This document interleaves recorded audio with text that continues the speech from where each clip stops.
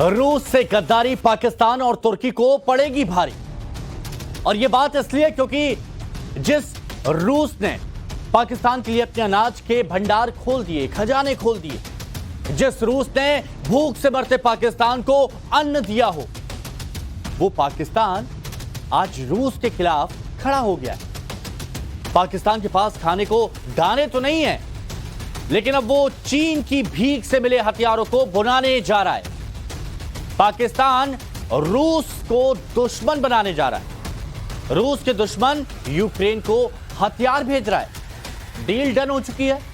तो दूसरी तरफ पाकिस्तान का जिगरी यार तुर्की भी चोरी छिपे पुतिन की पीठ में खंजर घोंप रहा है। यूक्रेन को ऐसे हथियार दे रहा है जो वॉर जोन में अब तक नहीं चले। और यहां पर बड़ा सवाल यह है कि अन्नदाता रूस से पाकिस्तान ने आखिर गद्दारी क्यों की? वजह क्या है इसकी? क्या पाकिस्तान के चरित्र में ही गद्दारी है? पाकिस्तान से गद्दारी का क्या बदला लेंगे व्लादिमीर पुतिन? क्या पाकिस्तान को भुखमरी के बीच छोड़ देगा रूस? तुर्की ने यूक्रेन को चोरी छिपे क्लस्टर बम आखिर क्यों दिए? इन सारे सवालों का जवाब हम जानने की कोशिश करेंगे। लेकिन एक बड़ी खबर आपको बता दें, युद्ध के वक्त में पाकिस्तान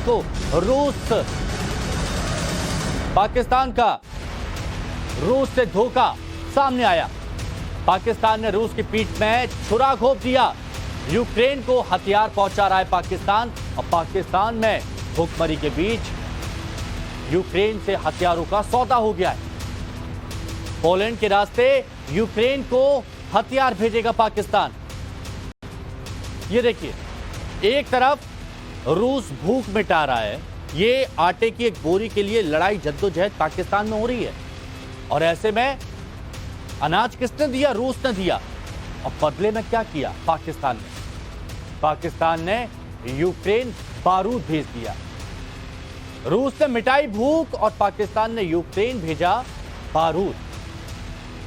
किसी के एहसानों का कर्ज चुकाना हो तो कैसे चुकाते पाकिस्तान से? देखिए, पीठ में छुरा घोंप दिया।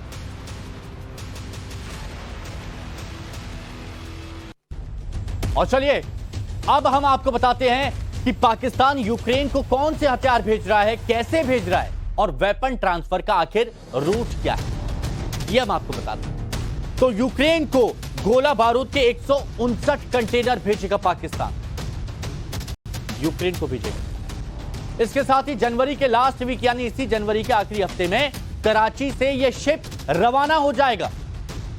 कराची से पोलैंड के गदांस्क पोर्ट पर ये सारे 159 कंटेनर पहुंचेंगे। पोलैंड के रास्ते यूक्रेन पहुंचेंगे, जो पाकिस्तान की तरफ से हथियार पहुंचाए जा रहे हैं। हथियारों में प्रोजेक्टाइल के साथ साथ प्राइमर भी शामिल है। M82 primer, M4A2 propelling bag charge Pakistan भेजेगा यूक्रेन की ओर। इसके साथ 155 mm प्रोजेक्टाइल जो बम होते हैं, PDM फ्यूज यूक्रेन को यहां पर दिए जाएंगे पाकिस्तान की तरफ से। पोलैंड के रास्ते ये पहुंचाए जाएंगे। ये पाकिस्तान कर रहा है। और पाकिस्तान में इसी वक्त एक बोरी आटे की कीमत अभी इस वक्त हजारों में है। पाकिस्तान की आवाम एक एक रोटी के लिए तरस रही है। और अब हम आपको बताते हैं कि पाकिस्तान ने पुतिन की पीठ में छुरा कैसे घोंपा, पाकिस्तान ने रूस के साथ आखिर गद्दारी कैसे की। तो देखिए, रूस की पीठ में पाकिस्तान का खंजर कैसे है वो हम आपको यहां पर बता रहे हैं। रूस ने क्या दिया? पाक को भूखमरी से बचाया, पाकिस्तान को अनाज दिया पाकिस्तान को। और क्या किया पाकिस्तान ने? रूस के खिलाफ यूक्रेन का साथ दे दिया। रूस ने 35,000 टन गेहूं पहुंचाया, पाकिस्तान को अनाज दिया, और पाकिस्तान यूक्रेन को हथियार दिया। 3,50,000 टन गेहूं पुतिन पहुंचा रहे हैं पाकिस्तान को, और बदले में पाकिस्तान गोला बारूद के 150 से ज्यादा कंटेनर, कुल 159 कंटेनर भेज रहा है। रूस रोटी देकर भूख की मौत से बचा रहा है पाकिस्तान को, और पाकिस्तान पोलैंड के रास्ते हथियार भेज रहा है। शाबाश कर, हथियार भेज रहा है। .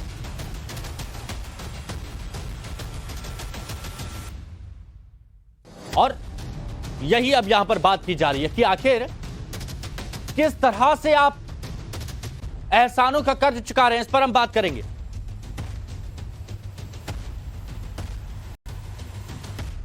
इसी पर हम बात करेंगे। मेजर जनरल एसपी सिन्हा शायद हमारे साथ मौजूद हैं, डिफेंस एक्सपर्ट हैं और उनसे हम बात करेंगे। Major general Sinha,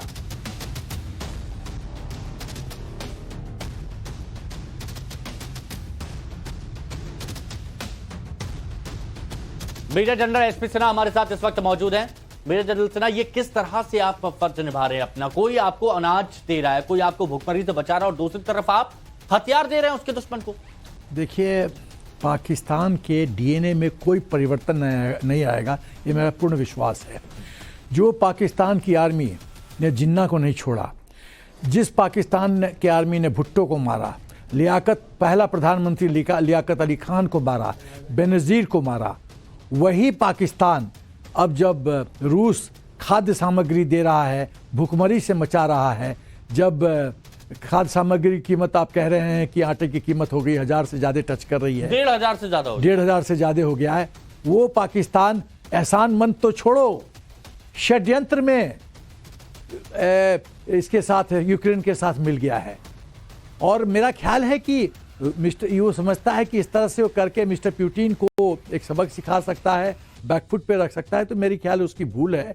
mister Putin को एलिफेंट मेमोरी है, वो भूलते नहीं हैं। दुश्मनी और दोस्ती भूलते नहीं हैं। दोस्ती वो किस तरह से निभाते हैं मोदी जी के साथ, ये सभी को ज्ञात है, हम लोग को भी ज्ञात है। और ये दुश्मनी मेरा ख्याल मिस्टर पुतिन ने नहीं भूलेंगे। ये पाकिस्तान एक ऐसा बेवकूफ़ देश है, मुझे लगता है कि जिस पेड़ पे बैठा है उसी का शाख काट रहा है। पाकिस्तान को एक्चुअली दुश्मन की जरूरत है नहीं।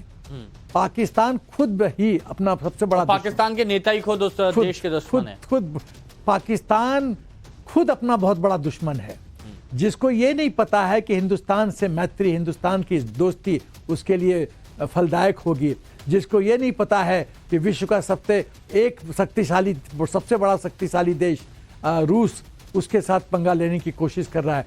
उसको ये नहीं पता है कि उसका जो पड़ोसी हिंदुस्तान है एक शक्ति के रूप में, आर्थिक विश्व में 5वीं आर्थिक शक्ति के रूप में उभर रहा है।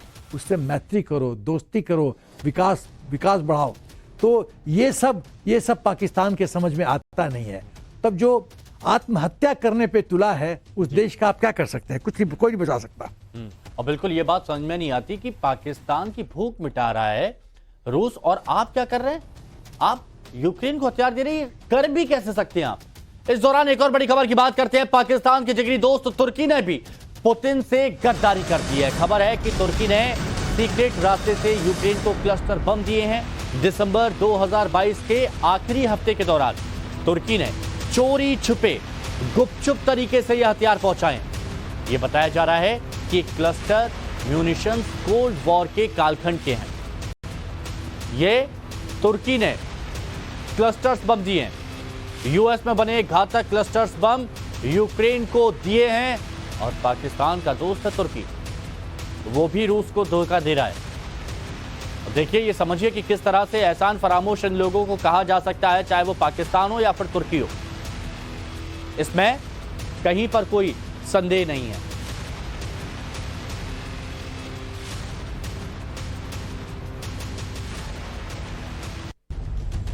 क्योंकि तुर्की के राष्ट्रपति एर्दोआन अक्सर बात बात पर रूस यूक्रेन के बीच सलाह की बात करते हैं। युद्ध शुरू होने के बाद अब तक एर्दोआन ने पुतिन से कई बार बात भी की है। यहां तक कि नए साल के मौके पर भी एर्दोआन उन लोगों में से एक थे जिन्होंने खुद पुतिन को फोन किया और बात की थी, नए साल की बधाई दी थी। और अब क्या हो रहा है, यह आपको डिटेल में हम बताते हैं। एर्दोआन ने कौन से क्लस्टर बम यूक्रेन को दिए हैं और पुतिन की पलटन के लिए कितने घातक साबित हो सकते हैं ये क्लस्टर बम, ये जानकारी हम आपको देते हैं। तो तुर्की ने सीक्रेटली, मतलब बिल्कुल चोरी चोरी चुपके टाइप क्लस्टर म्यूनिशंस यूक्रेन को दे दिए। तुर्की ने अमेरिका में बने ये क्लस्टर बम यूक्रेन को दिए हैं। अमेरिका में ये बने हुए थे क्लस्टर बम और ये बम अब यूक्रेन पहुंच गए। कोल्ड वॉर 1947 से 1991 के दौरान ये बम बनाए गए थे जो अब यूक्रेन के पास है। यूक्रेन इस्तेमाल करेगा रूस के खिलाफ, रूसी टैंक इन्फेंट्री के खिलाफ ये बम बेहद कारगर साबित होंगे जो क्लस्टर बम की बात की जा रही है। बटालियन के साथ साथ जो टैंक है उनको तबाह कर सकते हैं। एक प्रोजेक्टाइल में 88 क्लस्टर बम की कैपेसिटी है और इसके साथ ही तुरंत नहीं फटने पर सालों तक एक्टिवेट रहता है ये बम, यानी आने वाले वक्त में भी खतरा है। और एक्सपर्ट्स की माने तो युद्ध में बेहद घातक होते हैं ये क्लस्टर बम। हमारे साथ में सिन्हा साहब जुड़े हुए हैं। सिन्हा साहब, इस क्लस्टर बम की बात की जा रही है तो कितना खतरनाक है ये क्लस्टर बम? देखिए, जैसा आपने कहा कि क्लस्टर बम में 88 वेपन सिस्टम है। 88 मतलब वो एटलीस्ट 88 वेपन्स को टारगेट कर सकता है, ध्वस्त कर सकता है। तो ये तो आप इन्फेंट्री बटालियन का नॉर्मल स्ट्रेंथ मान के चलिए 550 करीब 500-700 के बीच में, डिपेंडिंग ऑन कि वो नॉर्मल इन्फेंट्री बटालियन है या मैकेनाइज्ड इन्फेंट्री है क्या है। तो यदि आप 88 कर रहे हैं तो यदि 7-8 गुना आप फायर करते हैं तो इसका मतलब है पूरे इन्फेंट्री बटालियन को राइट ऑफ करने की आप क्षमता रखते हैं। तो ये बहुत ही खतरनाक वेपन सिस्टम है क्लस्टर बम। दूसरी बात है कि यदि आप इसको न्यूट्रलाइज करना चाहते हैं तो क्योंकि ये मल्टीपल इसका स्टेटस होता है तो इसको ध्वस्त करना भी इतना आसान नहीं है। तीसरी बात जो आप कह रहे हैं ये जो टर्की भी सप्लाई कर रहा है, तो टर्की के बारे में मैं कहना चाहता हूँ, टर्की तो ना क्या बधाइयां दे रहे हैं नए साल की शुभकामनाएं? देखिए, इस अंतर्राष्ट्रीय स्तर पे मैं कहता हूँ कोई किसी का परमानेंट दोस्त और दुश्मन नहीं है। सब मौकाटेरियन है, सब मौके की तलाश में रहते हैं, स्टैंड शिफ्ट करता रहता है, सब अपना हित देखते हैं। जैसे स्थिति में परिवर्तन होता है इनकी सोच बदलती है, फिर ये तरह तरह का वॉरफेयर लॉन्च करते हैं, प्रोपेगेंडा वॉरफेयर, साइकोलॉजिकल वॉरफेयर, तरह तरह के टेक्निक्स इस्तेमाल करते हैं।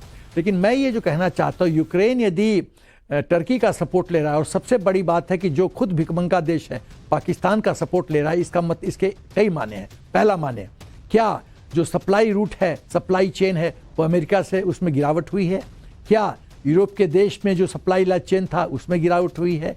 ये Pakistan, out of all Pakistan से क्या वेपन सिस्टम का ये सपोर्ट ले रहा है, जिसके पास खुद इन्फेंट्री जो है वो बहुत ही खराब है, जिसके पास खुद आटा लोगों को देने के लिए नहीं है, वो एक सप्लाई। यही तो बहुत बड़ा डाउट है कि आखिर ऐसा कैसे यहां पर होता हुआ नजर आ रहा है। चलिए एक और बड़ी खबर की बात करते हैं। गोल्डन ग्लोब अवार्ड्स में जेलेंस्की की तरफ से बयान आया, तीसरा विश्व युद्ध नहीं होगा। ये यूक्रेन के राष्ट्रपति वोलोदिमीर जेलेंस्की की तरफ से बयान आया है और गोल्डन ग्लोब अवार्ड्स का मौका था जब जेलेंस्की ने कहा कि तीसरा विश्व युद्ध नहीं होगा, नहीं होने देंगे। यूक्रेन से जंग हार रहा है रूस, और यह दावा भी कर दिया जेलेंस्की ने बिल्कुल कॉन्फिडेंस के साथ कि यूक्रेन से जंग रूस हार रहा है, हम वर्ल्ड वॉर थर्ड नहीं होने देंगे।